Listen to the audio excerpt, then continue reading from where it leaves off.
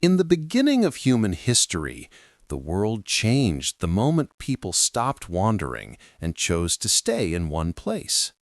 For thousands of years, humans lived as nomads, always searching for food.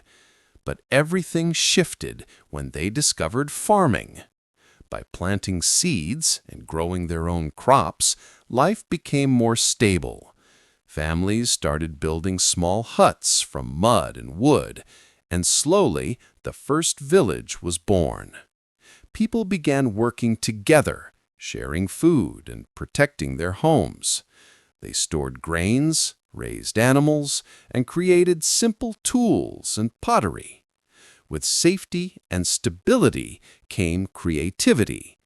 Early humans painted, carved, and told stories around the fire each night.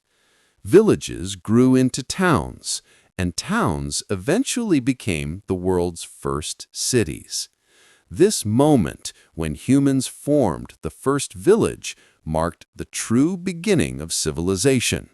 It was here that cooperation, culture, and community first took root, shaping the future of all human progress.